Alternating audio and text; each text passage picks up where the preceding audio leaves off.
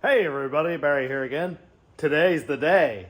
It's probably not going to be all in this video, but Desperado is getting a mid-mount turbo. First off, why am I doing this? I don't know. Don't ask me. I don't have any justifiable reasons.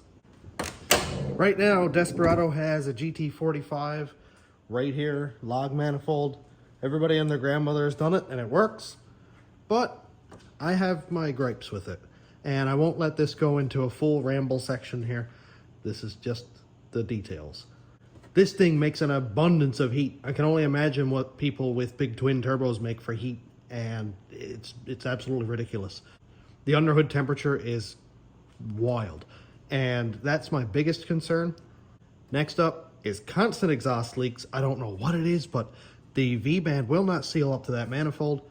I don't know. Obviously, it was machined in China with a handful of rocks, and it's not perfect. I've put ultra copper on it. I've made up gaskets and put them in there. It just constantly leaks. I get that and I can't trust my wideband.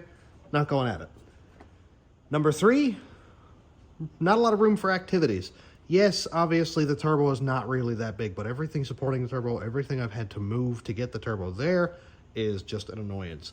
I really liked the stock expansion tank and coolant bottle. It looked good, it looked factory, and that's what I like. I love a factory looking engine bay.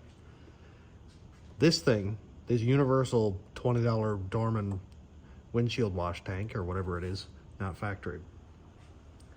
This Dodge Dakota upper radiator hose cap thing, not factory. Even though it works absolutely fine. I have no issues whatsoever with cooling. I just don't like how you open it up and it looks not right. Other than that, to be absolutely honest, personal preference. I just want to try something new. And every time I do something different, Car Camp comes in and is like, oh, you're only doing this for content. You're doing it for YouTube views. I got 20,000 subscribers, which is absolutely amazing. It's not 10 million. I'm not doing it for likes. I don't care about anything like that. I'm just doing it for fun. Anyway, with all that out of the way, today I'm going to take the turbo off the truck, get it all situated, take the log manifold off, put on a factory manifold because, you know, what looks more factory than rusty cast iron manifolds? Although that will change soon. That's all I'm going to say for now. And I think I should be able to get this thing up on lift and sort out, kind of theorize or picture where the turbo is going to go. And that's what I'm excited for.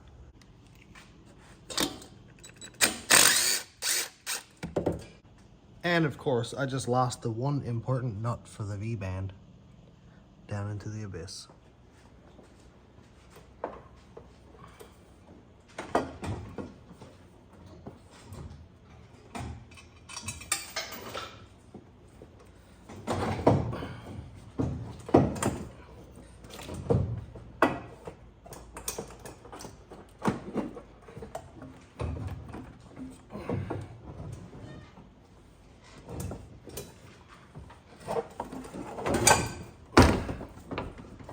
It's heavy.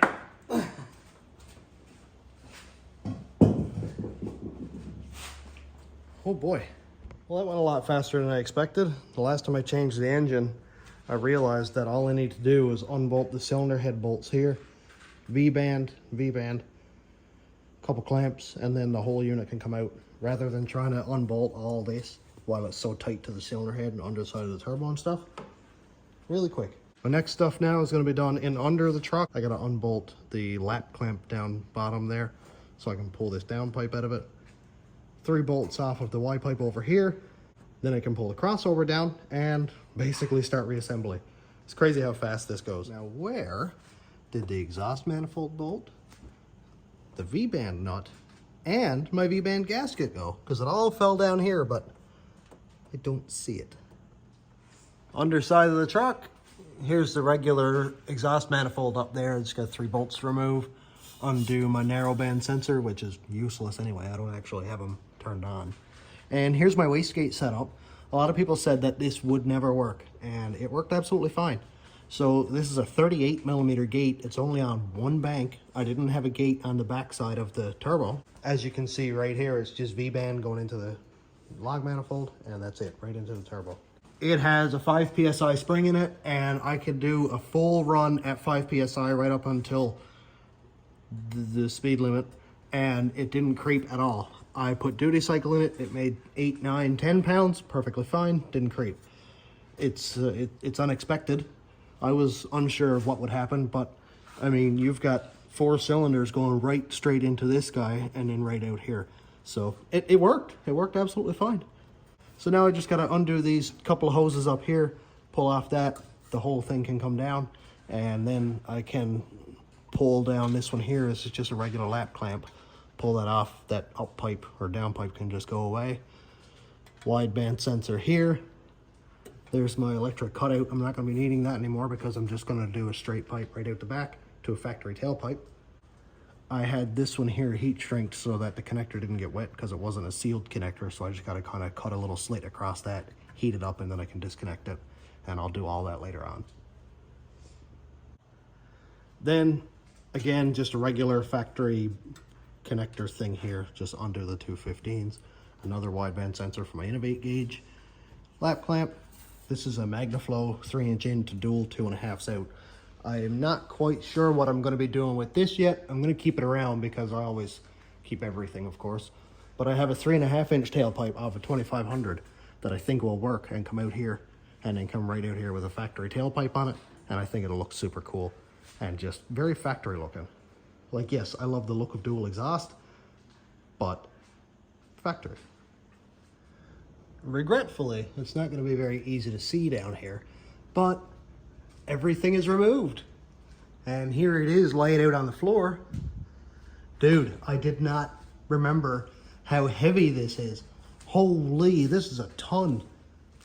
Like that muffler, that gotta be probably 15 pounds or more. And oh look, I got an exhaust leak. Yeah, right next to my wideband.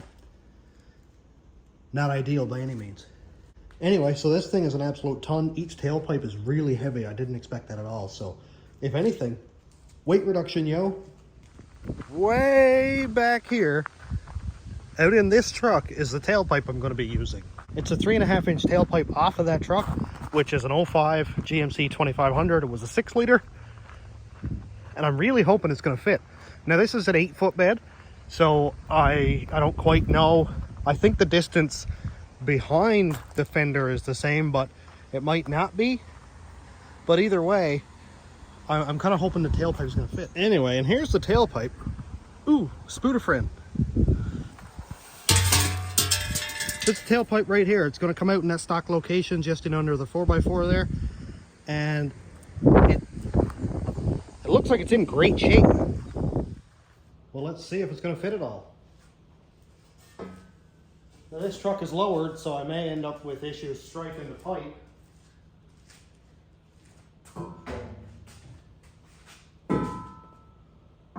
Oh, that looks cool.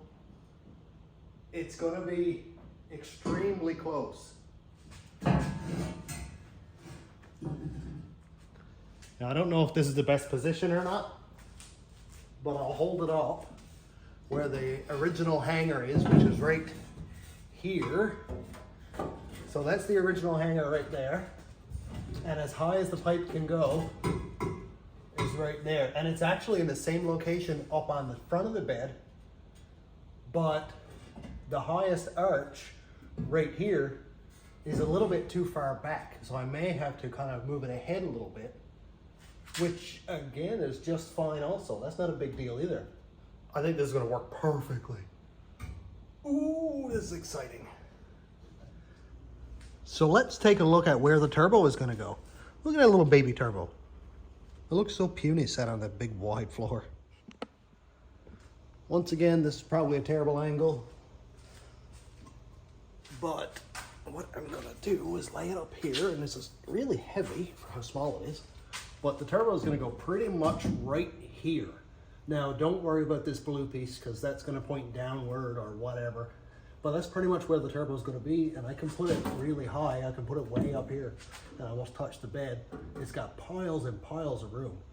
So I think pretty much right there, a couple inches off the floor of the bed, that'll be good. It'll be able to get away from this bar that's up there. Also, my tailpipe will be able to come and kind of dip in under this one here and go out. So I think the tailpipe is going to dictate more where the turbo sits. because it's easier to modify where the turbo is than it is to modify the tailpipe. So that'll give me an idea. Here's the tailpipe with the Y pipe removed. That's a really nice piece. I'll be 100% keeping that. I may end up using this for something like the Y pipe going into the turbo or something like that, but 100% keeping this guy. One thing that's kind of cool to see is you can see right here, it goes 3.5 and it swells down or necks down to 3-inch, which is kind of cool also. Because right here, I've got my V-band for the back of the turbo. That's the exhaust outlet. And I could weld that 3.5 right to here, but I may end up using this little bit of a squiggly piece here to get down around that cross member we looked at. One little snag, I've got the hanger hooked up to the rubber hanger from the factory mount right there, and we can see that it hits everything. So obviously I won't be able to use this hanger. That's really not that big of a deal. I'll just cut the hanger off here, maybe weld it back onto the frame here somewhere or whatever. That'll be fine. It would have been kind of neat if it just hooked up there and was where it needed to be, but I didn't expect this to be easy anyway. Not quite there yet, but I like where this is going. I don't mind it being back here further. I would love for it to be like, say, halfway, but if that's all I can get, I'll take it. One kind of cool thing is it's almost lined up. Obviously, I need to cut this bracket right here off and turn it around. Probably bend this one forward a little bit, but I think I can make this spot work. Another thing you can see right here is it avoids the sway bar. It avoids the sway bar link right here, even though it does have to go out a little. And the highest spot is higher than the diff, even though right here is kind of close to the diff there, but you can see that it does narrowly avoid the big chunk there, so it's going to be close. But really, I only have this much room anyway before it actually bottoms out. So I bet it'll be close, but still work. Now it can come forward a little bit, like we were saying back there. Now the only thing that I don't love is how it comes down on a downward angle, obviously because the muffler would be like right here and it would then go up into that. That's perfectly fine. All I gotta do is cut it on this straight section here, clock this and rotate it so that it kind of tips upward right here. And then my turbo's there, right into it. I think that'd be great. That's why I left that 3-inch section on there, because I think my stainless stuff will help out big time there. All in all, with a couple small improvements, I think I like it a lot. I think I've got it. I think I have it right where it needs to be. Now, I'd like for it to be up just a bit. So say 1 inch away from the bottom will be perfectly fine. I think that'd be really nice. Right out the back, it dodges the leaf spring and it's gonna miss it by quite a lot more. This is the lowest that leaf spring will ever get. When it's down on a suspension, that spring is gonna be up here a lot further. Also up here, it dodges the sway bar link by 2 fingers. That's a lot. Well, it needs really a 1/2 inch to make sure it's not gonna hit. And just to kind of wiggle this around here a little bit, it gets away from the diff. I may need to move it over just like that a little bit. That's fine, I've got lots and lots of room. One cool thing, there's a hanger right here. The other cool thing, even though this hanger is gone forward quite a lot, like say right there is one right here that I can just put a clamp on, and then all I have to do is rotate it just that little bit so that it gets the perfect clearance from the bottom of the fender. I think I'll end up just using this one and getting rid of this one here altogether. It might seem backwards, starting from the back and going forward, but I want my tailpipe to be perfect. If the rear end goes up and hits it, that's super annoying. If it's all down like this, really annoying. If it's not in the right spot, I'm gonna hate it and I'm gonna change it. So I'd rather have the tailpipe exactly where it needs to be and then mount the turbo. And then it's easy to connect the manifolds and Y pipe to the turbo. Just gotta kind of finagle a couple pipes around, no big deal at all. This is an absolutely horrible angle, but look at this. Just look at this. This is from the back of the turbo. I haven't touched it yet. This is just what was on the truck before. My tailpipe is coming down on this real weird angle. And to be honest, I am glad I didn't cut it off, because look, it's like almost perfect If I just change the angle a little bit, if I bring my tailpipe forward to match, I think the turbo will sit in like the perfect location. And you can't see anything. Look at this, man. It's like nearly perfect. It's almost the absolute perfect angle. And if I need to, I can cut some off of right here just to bring it closer and down and away. But this is like, oh my God, it's almost perfect. Nice. Well, I've got the truck down off the lift. It usually does sit an inch lower or so, so I may have to jump on the back bumper for a second, but I'm not quite sure if I'm in love with where the tailpipe is sitting right now.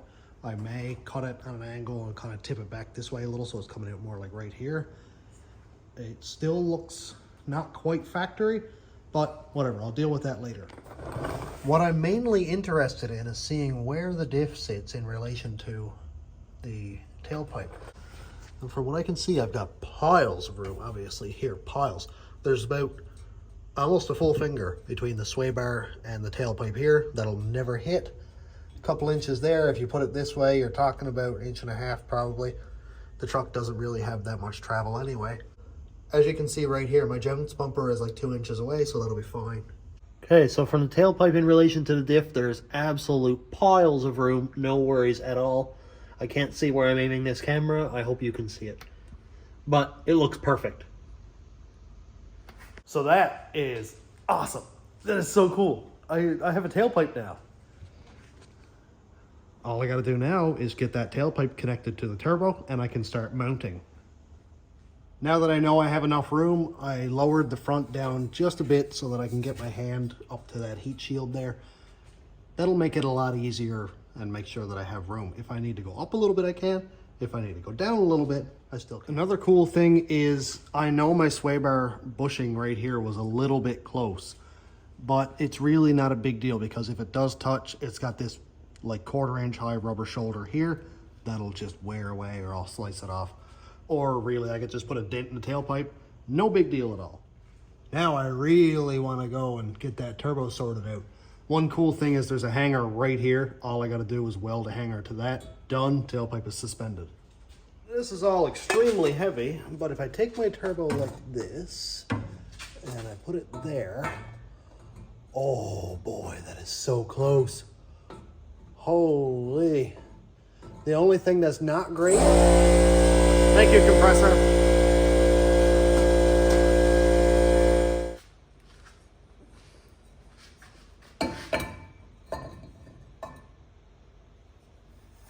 I just cut off the pipe a little bit because it was long, and I'm sorry if the quality is atrocious. I'm using an iPhone, that's all I can say really. And the turbo now sits lower, which I don't think is a really bad thing. I just need to get it back a little, so I do have to cut the angle differently on this one to get it kind of where it needs to be. And I think that's what I'll do.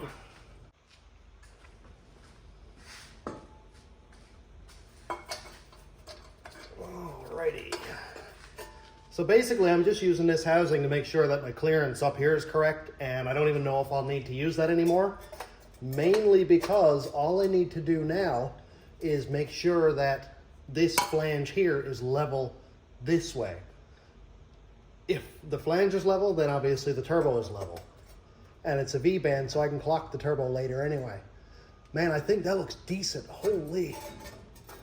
That looks very decent. And I think the angle is perfect, and I can clock it this way or this way to get the turbo straight with the frame. It is extremely heavy. My gosh. Oh yeah, it looks great, dude. Oh, so cool.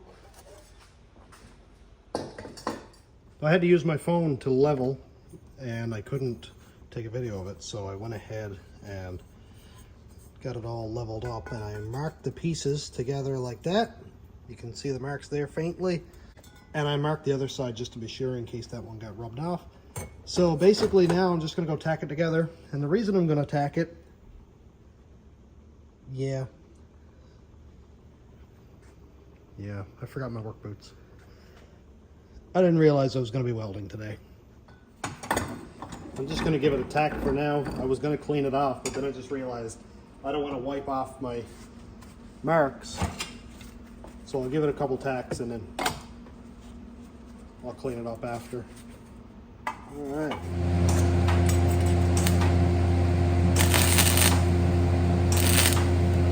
Oh, cool, the batteries are dead in my helmet. Man, I must be the worst fabricator ever.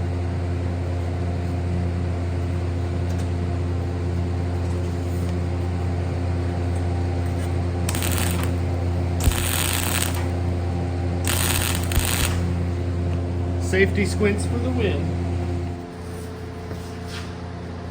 Next step now is weld this guy to the tailpipe.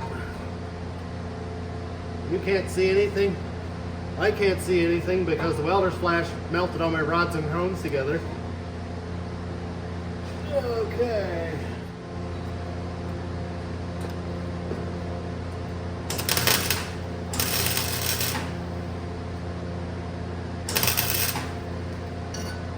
Completely missed.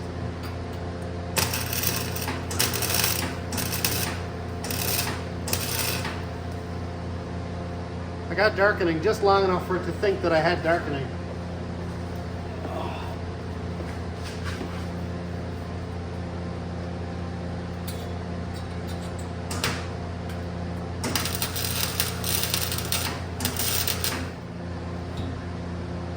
I think it's going to work wonderfully. I